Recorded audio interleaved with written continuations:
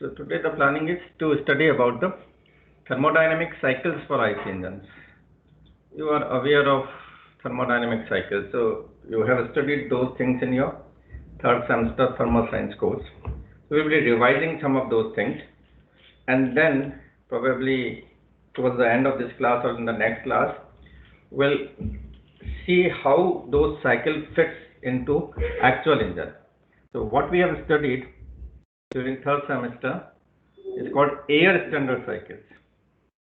The working fluid was supposed to be air, and there was certain assumption. With all those assumptions, we analyze those cycles.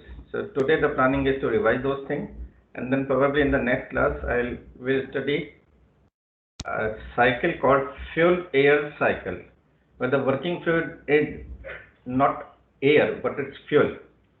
It's a mixture of air and fuel. So what changes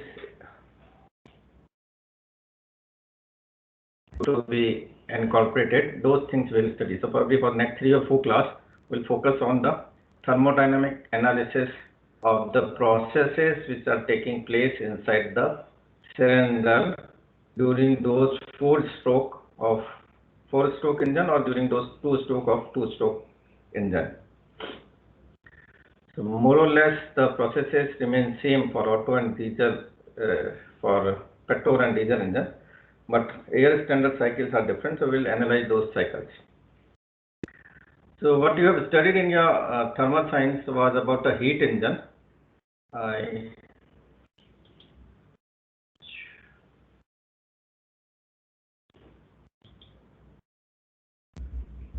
So internal combustion engine is not a heat engine actually, in a strict thermodynamic definition of the term.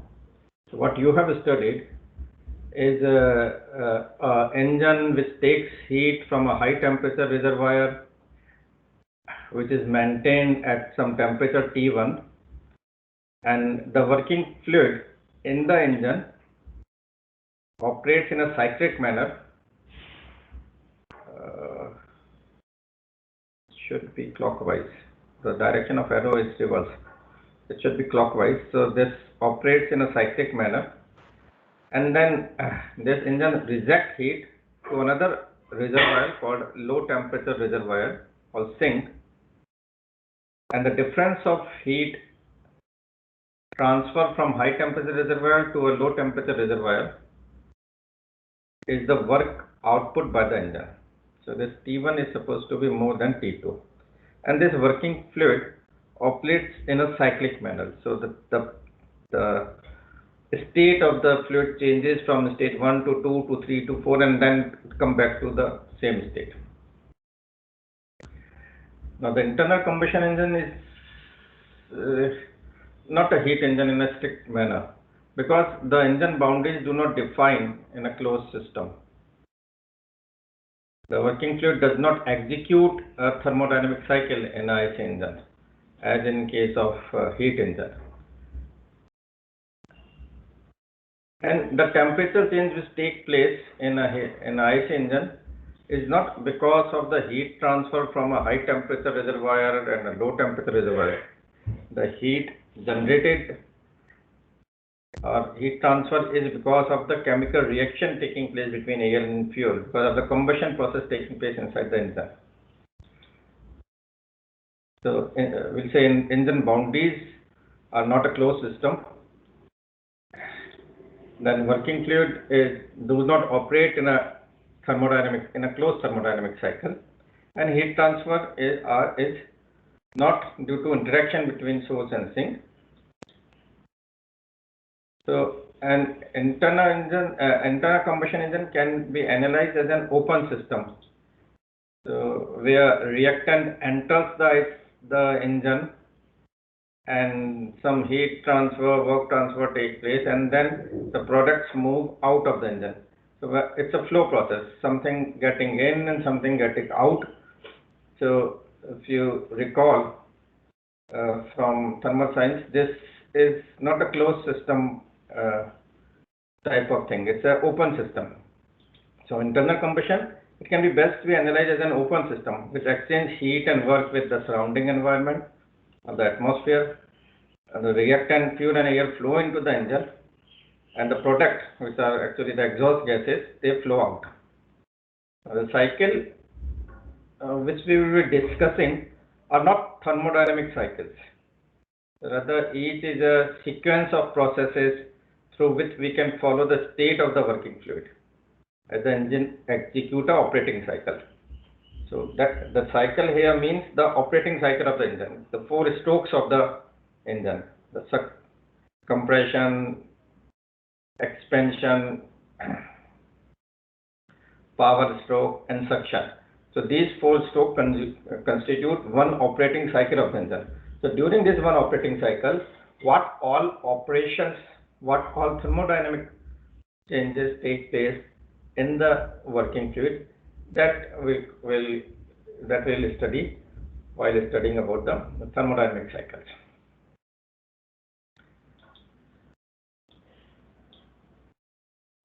So already told you it's an open system, it's not a closed thermodynamic cycle.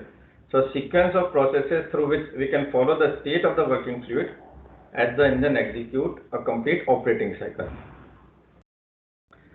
I've already shown you while discussing about the valve timing diagram. I showed you this cycle that there is a suction and somewhere here combustion starts, so pressure rise takes place, and then expansion, and then exhaust. So in actual cycle there are 2 loops. One loop is in an anti-clockwise manner, and the other loop is a clockwise manner. So on a PV diagram, if the working fluid is moving in a clockwise, the state of the working fluid are changing in a clockwise manner, then net work is the positive work. Net area is the positive area, and work output work is done by the system. And if, on the other hand, if you remember or recall the refrigeration cycles, the reverse Carnot cycle, then they are work absorbing devices for which the sequence of operation is in anti-clockwise manner. So what happens actually in IC engine is compression, which for the ideal processes we assume compression to be adiabatic and reversible. See, these are the assumptions for the simple analysis, but later on we'll go on removing these assumptions one by one, and we'll see what changes it makes if we do not take these assumptions under consideration. So for ideal model, we assume compression to be adiabatic and reversible, and we assume combustion to be adiabatic, and it occurs at either at constant volume or at constant pressure. So that, depending on that, we have a constant volume cycle which we call Otto cycle, and we have a constant pressure cycle which we call diesel cycle. Or the combustion or the heat addition can also occur at partly at constant volume and partly at constant pressure process, and for that we have a air standard dual cycle. Now that one more assumption is the combustion is complete or fuel gets consumed. So if you know the calorific value of the fuel and if you know the mass flow rate of the fuel, then you can find out what is the amount of heat transfer or amount of heat generated due to chemical reactions. So MF into CV is the amount of Q in. And during expansion process, we again assume this to be adiabatic and reversible expansion, and our exhaust and intake strokes are adiabatic and reversible. And for this ideal processes, we assume that the valve events occur instantaneously at top dead center and bottom dead center. We are not considering the time required for air fuel mixture to get in the cylinder and get out the cylinder. So later on we'll see if you also consider then the time, then what changes you need to do in the ideal cycle. And we assume that inlet and exhaust pressures are constant. And we also neglect the velocity effect. Actually, if the mixture is getting in the cylinder, then it has some velocity. So there is some enthalpy basically. and there will be plus kinetic energy, but we neglect this velocity effect for the ideal model. We have studied about these processes. This first cycle is constant volume heat addition, so it's an Otto cycle. So 1 to 2 compression, 2 to 3 combustion or heat addition, 3 to 4 is expansion, or we call it power stroke, and 4 to 1 it heat rejection. Sorry, 4 to 5 is the heat rejection, and then from 5 to 6 is the expansion. So in ideal case, the cycle is 1, 2, 2, 3, 3, 4, 4, 5, and 5, 6. For a constant pressure heat addition cycle, this heat addition line 2, 3 line on PV diagram is horizontal. So here heat addition is at constant pressure. So pressure value is this. This is the heat addition. Now here heat addition is at constant volume. Other processes remains almost same. So this is compression, then heat addition, then expansion, then heat rejection, and then exhaust, and then suction. So for ideal model, we assume that the suction and exhaust are taking place at atmospheric pressure or at same pressure. But actually it doesn't happen like this, because exhaust pressure would be more as compared to the suction pressure. I'll show you that figure also. Now this one, the third one on the right hand side, is the dual cycle. So 1 to 2 is compression, 2 to 3 is heat addition at constant volume, and 3A, 3B is heat addition at constant pressure, and then from 3B to 4 this is expansion, 4 to 5 is heat rejection, and then 5 to 6 is the exhaust. Here we are assuming this compression to be reversible and adiabatic. So it's isoentropic compression. And expansion also we assume that there is no friction. It's reversible and there is no heat transfer to the walls of the cylinder. So it's adiabatic reversible, and a reversible adiabatic process is called an isentropic process. So both compression and expansion, that is process 1 to and 3B to 4 or 3 to 4 in second and first figure, they are assumed to be isentropic. Compression and expansion are isentropic, and heat rejection is constant volume process. Now, heat addition may differ depending upon which cycle you are considering. For Otto cycle, heat addition is at constant volume. For diesel cycle, it's at constant pressure. And for dual cycle, part of heat addition is at constant volume and the other part is at constant pressure.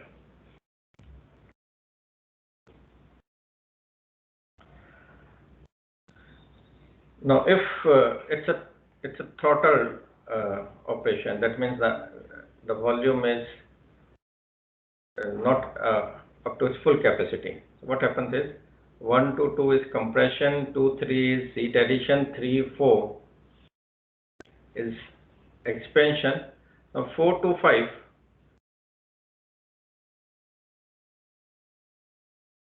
is heat rejection, and now 5 to 6 is moving out of the bond mixture. Now this pressure is higher than the atmospheric pressure.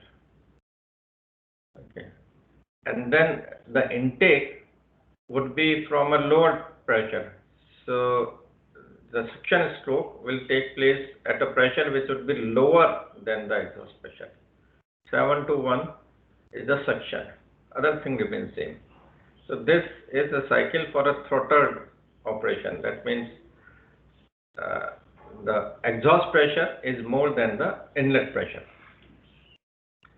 The other case would have been a supercharged engine. In the case of supercharged engine, the suction pressure is more than the atmospheric pressure, because we employ an additional device called supercharger to induce extra amount of air, so that the engine can be filled with air at a higher density.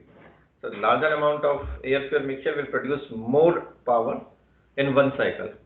So in this case, compression, heat addition, expansion, heat rejection is 4-5 process. Now you can see the 5 point is below 0.1. So heat rejection is 4-5, and the 5-6 is exhaust. And suction, not actually suction, it's like pumping in amount of air fuel inside engine cylinder with the help of a pump or a supercharger. So the pressure would be higher than the atmospheric pressure.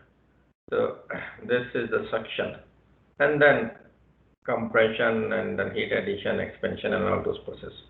The difference is here the suction pressure line is above the exhaust pressure line, and here the suction pressure line is the below atmospheric pressure line. The main difference between two cycles is, as I said, there are two lobes. In this case, this is clockwise work producing PV diagram, and this one is anti-clockwise, it's work absorbing PV diagram. So net work is negative for the lower portion, and net work is positive for the upper portion.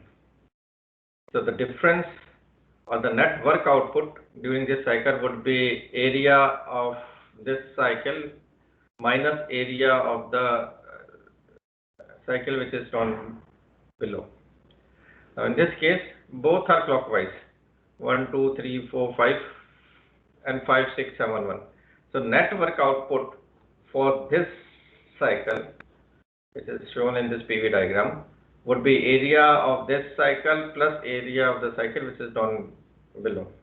So if you call it A1 and if you call it A2, the net work output for this cycle would be A1 plus A2, and net work output for this cycle would be A1 minus A2.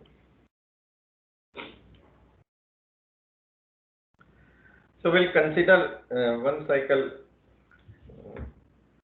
I think I will consider Otto cycle first, and then we'll revise those things. How do you derive the expression for the air standard efficiency of the Otto cycle? And similar derivation can be done by you for diesel cycle and dual cycle, and then we'll compare those. So if you can recall from your memory, the Otto cycle is drawn like this on a PV and TS diagram. I've already shown this 1, 2 isentropic process, so entropy remain constant, 2, 3 constant volume heat addition, 3, 4 isentropic expansion, 4, 1 heat rejection.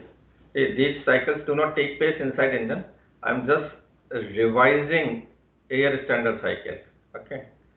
So for this analysis, we still assume that the working fluid is air which has constant specific heat, and heat addition and heat rejection are taking place at a fixed volume. Okay. So this is not actual cycle, neither it is pure air cycle. Working fluid is still air, and we are assuming that the properties of air like Cp, Cv, and gamma are constant. It's not changing with temperature. In actual case, as we heat the gas, its Cp value would change. Cp value depends upon temperature. The gamma also changes. So efficiency also changes. So actual cycle analysis is different than the idea of air standard cycle. Air standard means the working fluid is air. So this is Otto cycle on a PV diagram, and this is the same cycle on a TS diagram. 1 to 2, 2 to 3, 3 to 4, 4 to 1. There are two variants. So if heat addition is more, then 2 would be at a higher point, at a higher temperature. And then 2, 3 is a constant volume process, or constant volume processes on a TS diagram would be parallel. So this 2, 3 line would be parallel to this 1, 4 line, and this 2, 3 lines. So, and then 3 to 4 would be heat rejection at constant volume. So 1, 2, 2, 3, 3, 4, 4, 1. I probably wrote the name of the process. Yes. 1, 2 is isentropic compression, 2, 3 is constant volume heat addition, 3 to 4 is isentropic expansion, and 4 to 1 is constant volume heat rejection. And we also define a parameter called compression ratio in Otto cycle, which is defined by V1 by V2. And for Otto cycle, this is also equal to V4 by V3 because O1 process is constant volume process, so V1 is equal to V4. And heat addition process is also at constant volume, so V2 is equal to V3. So V1 is equal to V4, V2 is equal to V3, so compression ratio can also be defined as V1 by V2 or V4 by V3. So we analyze each one of the processes. So for isentropic compression, if you use first of thermodynamics, then change in internal energy is equal to heat addition minus work done. Now for compression process, work done would be negative. So W in minus M, I am talking about specific heat addition and specific work done, that is kilojoule per kg. So if this is small u, then Q by M minus of W by M. Now for compression process, since we are assuming this to be isentropic, there is no heat transfer. So this term becomes 0. So we have Wn by M is U2 minus U1. And change in internal energy is given by Cv into T2 minus T1. So once you know the value of temperature, we can find out what is the compression work or Wn for process 1, 2.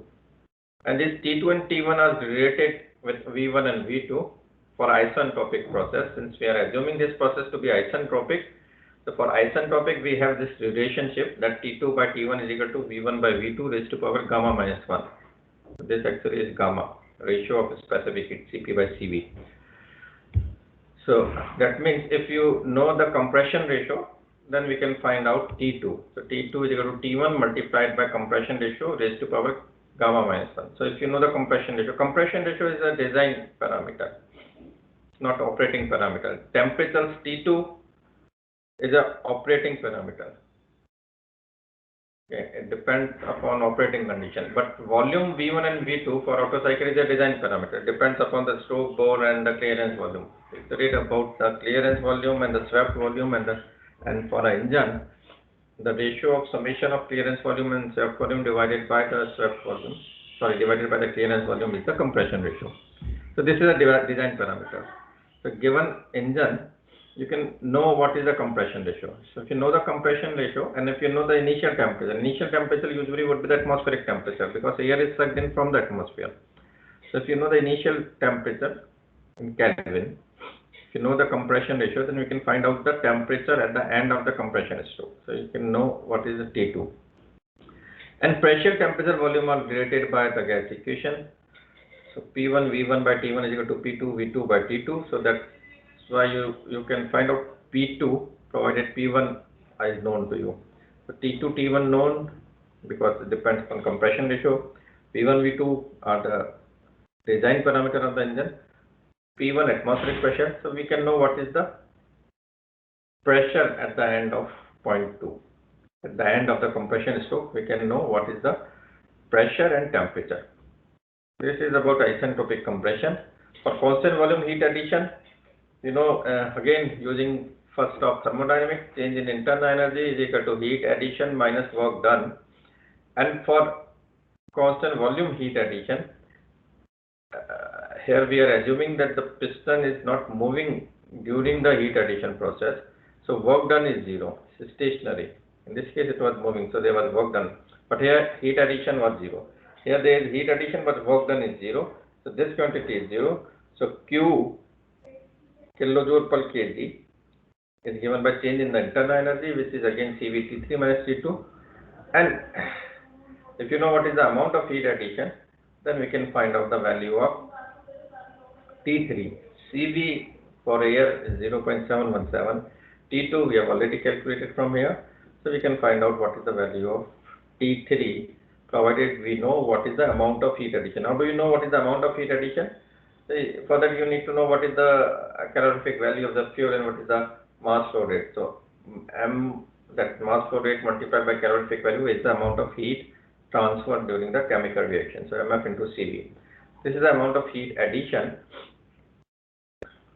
Using this we can find out what is the temperature at the end of the heat addition process.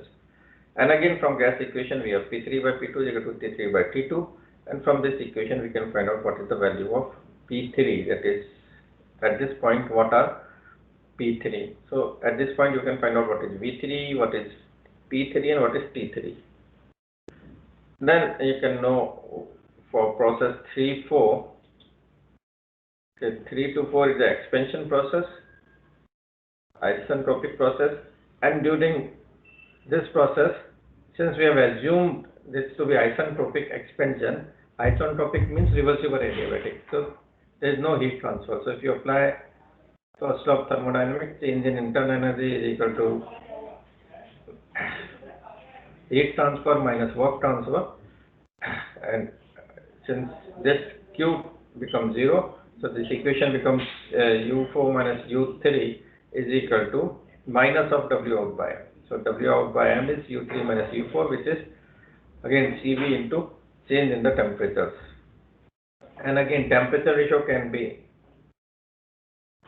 written in terms of the volume ratio. So T4 by T3 is V3 by V4 raised to power gamma minus 1. And since V4 by V3 is same as V1 by V2 is R raised to power gamma minus 1, this can be written in terms of compression ratio and gamma. And once you know T4, then we can also find out P4 using the gas equation. In P3 V3 by T3 is equal to P4 V4 by T4. Using this equation, you can find out pressure at point 4.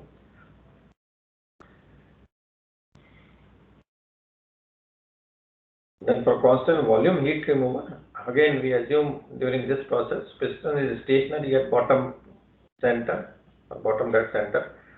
So if it is stationary, if it is not moving, then there is no heat transfer. So change in internal energy is rate of heat transfer minus work transfer, and since this work transfer is 0, so rate of heat transfer is change in internal energy, which is given by CV into T4 minus T1. So you can know P4 by T4 is equal to P1 by T1. So that's how you can calculate the value of pressure, temperature, volume at point 4 also. And once you know pressure, volume, temperature at all these 4 points, we can calculate the cycle efficiency. Net cycle efficiency or cycle work is given by W out minus W in, which is W out given by this process, because there are only these 2 processes during which the work transfer is taking place. 2, 3 there is no work transfer, it's constant volume process. For constant volume process there is no work transfer. So 4, 1 and 2, 3 both are constant volume process, so there is no work transfer. 3, 4 is positive work and 1 to 2 is negative work. For process 3, 4, we have already calculated the value of work transfer, which is CV T3 minus T4. And for 1, 2 process, we have calculated the value of work transfer, which is CV T2 minus T1. So if you subtract these 2 quantities, a change in internal energy during 3, 4 process and change in internal energy during 1, 2 process, then this difference is the net work of the cycle or area of the PV diagram on this cycle.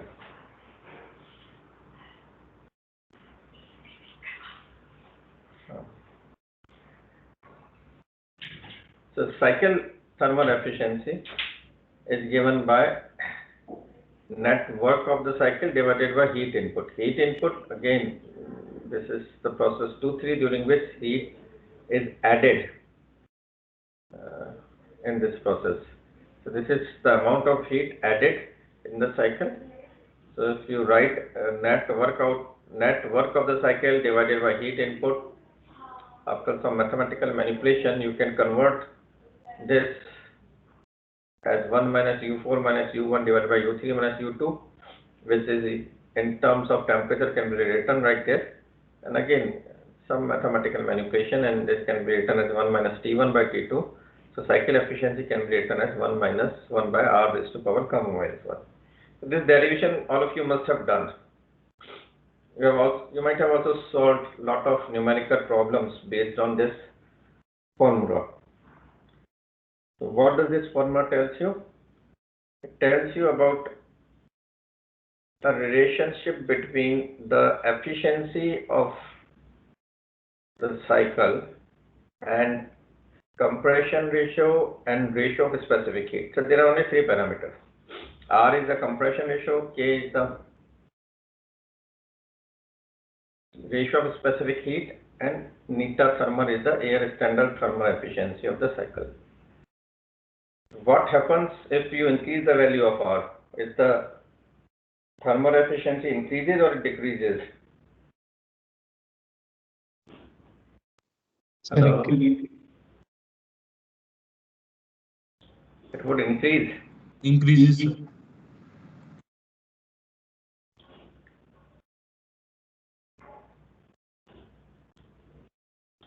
Yes, it increases up to a point, beyond which it becomes almost constant. So it's not like that. If you go on increasing R for a fixed value of K, thermal efficiency increases. It's not like that. In fact, you can try that in Excel or any other software which can plot graph. Try to write value of K as 1.4, write the values of R as 5, 6, 7, 8, 9, 10, 11, 12, 13, 14, 15, and so on, and try to plot this curve. 1 minus 1 by raised to power 5 raised to power 1.4 minus 1, second value 1 minus 1 by 6, 1.4 minus 1. So if you take different values of compression ratio and calculate thermal efficiency, you will get a table between thermal efficiency and compression ratio, and if you plot this, you will get a graph which is on the next slide. Yes. So if you plot a curve between compression ratio and thermal efficiency, it increases up to 4, 5, 6, 7, 8, 9, 10. But then beyond a point, the increase is not substantial. See here, if you increase compression ratio from 0.1 to 0.2, sorry, if you increase compression ratio say from 1.2 to 2, it's almost, the increase in the efficiency is almost double. But then the increase in the efficiency with compression ratio is not that substantial, and beyond the value of compression ratio, it becomes almost constant. Curve would be like this. It's not like that you go on increasing compression ratio and sometime efficiency will become 100%. So depends upon value of gamma also. So for different values of gamma, you will get different curves. But the curve is something like this. Typically for SI engine, I have told you earlier also, the value of compression ratio lies between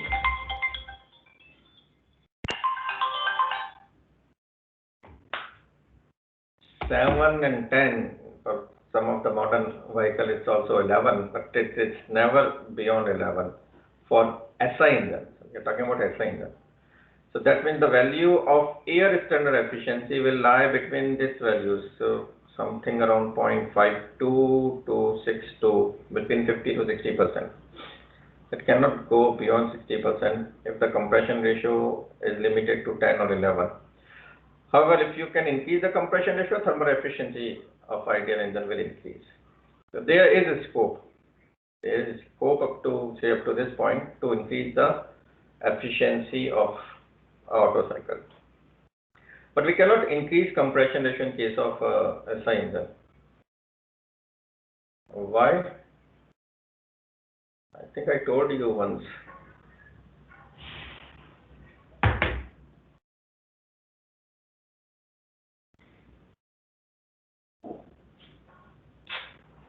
Why the compression ratio is limited to say 10 or say 11? Let us take it value 11, because in some of the modern car engine I have seen that specification CR is of the ratio of 10.8 or 11.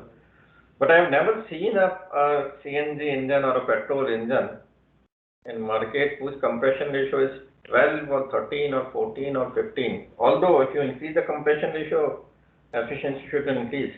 So why can't you design an engine for which the compression ratio is large? If people do not hear me properly.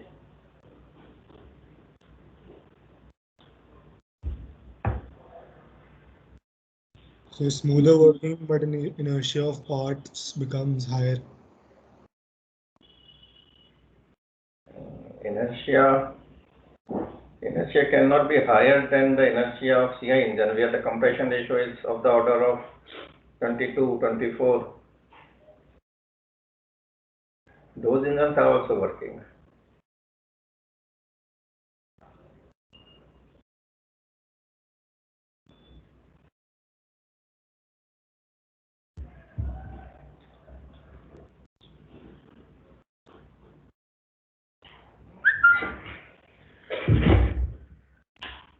Okay, I'm leaving that question for you. The value of thermal efficiency also changes with the value of gamma. So in the same formula, if you now plot the same curve with a different value of gamma, for gamma is equal to 1.3, you will get this curve. For gamma is equal to 1.4, you get this curve. So if gamma changes, then also the value of thermal efficiency changes. And actually gamma changes. In the air standard cycle, when you are assuming it to be working fluid to be air only, then we assume Cp to be constant, Cv to be constant, gamma is equal to Cp by Cv is equal to constant. But in actual case, Cp is a function of temperature. Cp is for a lower temperature range, it's a linear function of temperature, something like A plus B into T. For a higher temperature range, beyond 2000 Kelvin, it's A plus Bt plus Ct square, maybe D into T cube. So there are relations, and for all gases we have those relations available with us, so we can find out what is the value of Cp at a given temperature.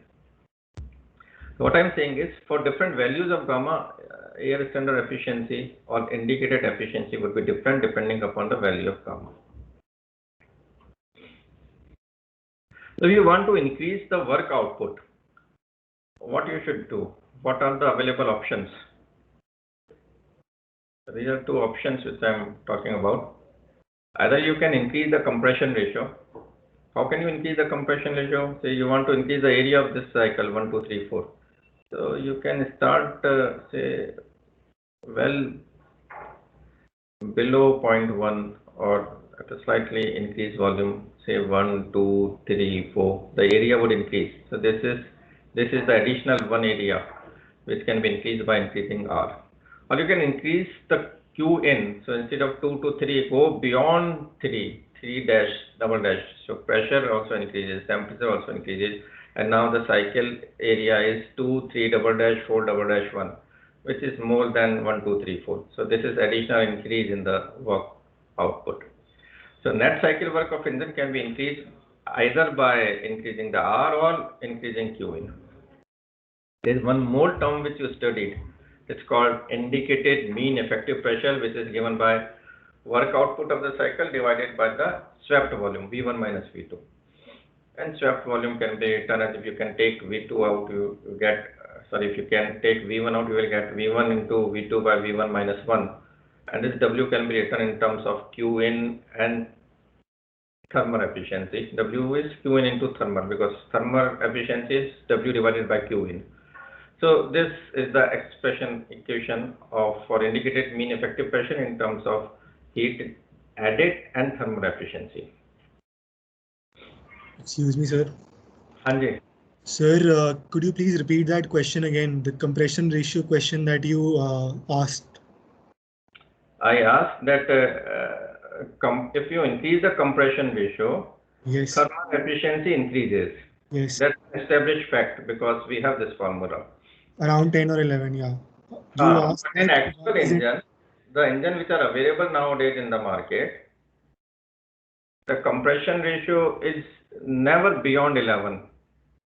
So you had told us that the parts would become heavier. You had told us about the 22:1 ratio as well. I believe 2 or 3 classes before this one in online lecture, and you told us that the engine parts become heavier. So it is not good. So up till 0.8 or 9 or 10 or even 11, you could say higher compression ratio would lead to higher pressure and less fuel consumption and a better, smoother running of the engine. But beyond that, it would heavier parts will be there. So it will need a stronger engine built, and like the wear and tear would increase. You are confusing between diesel engine and petrol engine. In diesel engine, the compression ratio is very high, and higher the compression ratio, better is the combustion. We stress that point in that class. Petrol में तो 10-11 से exceed नहीं करना चाहिए ना, diesel में more than 10 होना चाहिए। हाँ, डीजल में लेस देन 10 क्यों नहीं हो सकता, इसका कारण बताइए सर। ये let us shift our question, change our question. The diesel engine में अगर आप कम करेंगे तब भी तो पार्ट लाइट हो जाएंगे, इनर्शिया कम हो जाएगा, तो उसको कम क्यों नहीं करते? So now you have two different questions. Sir क्योंकि इसके अंदर स्पार्क प्लग नहीं होता डीजल इंजन के अंदर, और जो कंप्रेशन रेशियो होता है वो ज़्यादा होना चाहिए इन ऑर्डर, क्योंकि इसमें मेन तो वही स्ट्रोक है ना, जो कंप्रेशन स्ट्रोक है, उसी में तो हमारा एयर फ्यूल मिक्सचर जो है वो कंबशन टेक प्लेस होगा। So the answer, but that is not the correct answer. Tell me one thing in one single statement. Why can't you decrease the compression ratio in a diesel engine? What would happen? Why would it not run, or why would not it start? Sir temperature नहीं मिलेगा adequate जो required है burn करने के लिए diesel को। Yes, the correct answer is there will be no combustion. Combustion in diesel engine take place because of compression. You need to achieve a sufficient amount of compression in diesel engine so that the temperature reaches to the self-ignition temperature of the air fuel mixture. Air fuel mixture ignites by itself. So there is some self-ignition temperature. Say for case of air and diesel vapor, the self-ignition temperature is say 280 degrees centigrade. So if you burn air fuel, sorry, not burn, if you heat air fuel mixture up to 280 degrees centigrade, then it would ignite by itself.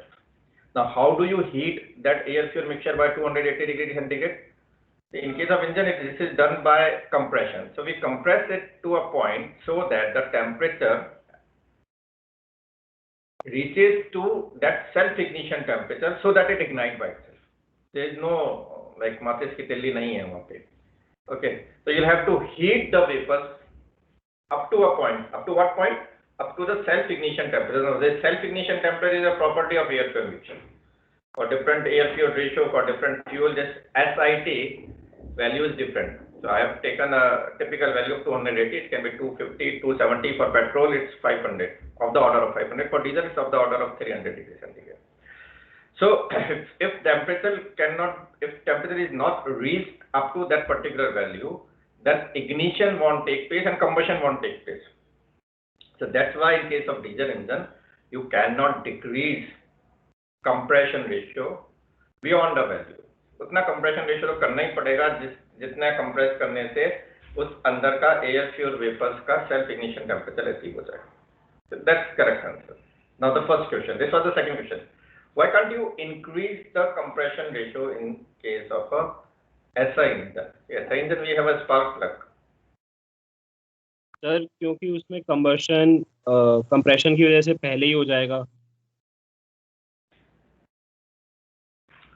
You are close to the answer, but we'll discuss that answer in a future class. Okay, you are very close to the answer. So efficiency increase हो जाएगी और work output कम हो जाएगा हमारा। नहीं, work कम नहीं होगा, efficiency भी इंक्रीज नहीं होगी, कुछ और होएगा। वो कंबशन से रिलेटेड है, वो थोड़ा डिटेल में हमें पढ़ने की जरूरत है। पेट्रोल में तो ऑटो इग्निशन क्योंकि स्पार्क प्लग है, तो इसमें बियॉन्ड 9 और 10 जो वैसे 8 और 9 होता है, 9 और 10 के बियॉन्ड रिक्वायर्ड नहीं होता, क्योंकि सेल्फ इग्निशन पॉइंट जब आ गया तो उससे बियॉन्ड हैवियर मटेरियल डाल के क्या फायदा। ज़्यादा हैवी मटेरियल डाल देंगे तो ओवरऑल माइलेज भी इफेक्ट होगी। और ये ऐसी जनरल बात नहीं करनी है, थोड़ा सा स्पेसिफिकली करना है बात, है ना। अगली क्लास में करेंगे। स्पेसिफिक आंसर ये हो गया, ऑटो इग्निशन जो है वो हो गया, जरूरत ही नहीं है। डीजल में ऑटो इग्निशन नहीं होता, इसलिए कंप्रेशन रेशियो जो है 11-12 से ऊपर चाहिए होता है, ताकि वो रिक्वायर्ड टेम्परेचर हमें मिल जाए जिसमें कंबशन हो जाए। पेट्रोल में वो पहले ही हो जाता है कि स्पार्क प्लग है इग्नाइट करने के लिए। सर अगर हम कंप्रेशन रेशियो बढ़ाएंगे एसआई इंजन में तो नॉकिंग होगी ना उसमें। हाँ, नॉकिंग होगी। That is the correct sir answer. Parent and knocking sir मैंने पहले मेंशन किया था, बट वही आपने कहा कि वही आंसर है और कोई दूसरा आंसर है ही नहीं इसका. पहले सर सबसे पहला आंसर जो दिया था स्टार्टिंग में वो सर यही मतलब डिफरेंशिएट करा था दोनों में कि यही है. Okay, we'll be studying about this phenomena in detail in one of our future class. Okay, so keep those questions in mind. And for today, I think time is over. I have something to tell you. Okay, we have discussed about the air standard Otto cycle. Similar to this, there is something called air standard Beezer cycle. In this, we define another ratio called cutoff ratio, which is given by this formula. And you can derive this expression. You have derived this expression. And for different value of this cutoff ratio, you can plot efficiencies. And then there is a dual cycle for which the efficiency is this. And then you have done some comparison. So this is what you had done in your previous class in thermal science. So I'm stopping here, and I want you to revise this before you come for the next class, because in the next class we will not be doing this again. Next class what we'll do is we'll consider these cycle if the working fluid is a mixture of air and fuel, if the Cp is not assumed to be constant, if the heat addition process and heat rejection process is not instantaneous, the valve opening and closing takes some time. So then how does the cycle look like, and how to analyze those cycles? That we'll discuss whenever we'll meet next. So in short, we will be discussing about this particular cycle which is drawn here. Okay, that's all for today. So I want you to revise. आपने अपनी किताब पीकेना की किताब में से पढ़ी होंगी, auto cycle, diesel cycle, dual cycle, analysis भी किया होगा, एग्जाम के लिए बस रहे न्यूमेरिकल भी सॉल्व किए होंगे, उनको एक बार रिवाइज कर लेंगे तो आपको समझने में आसानी होगी.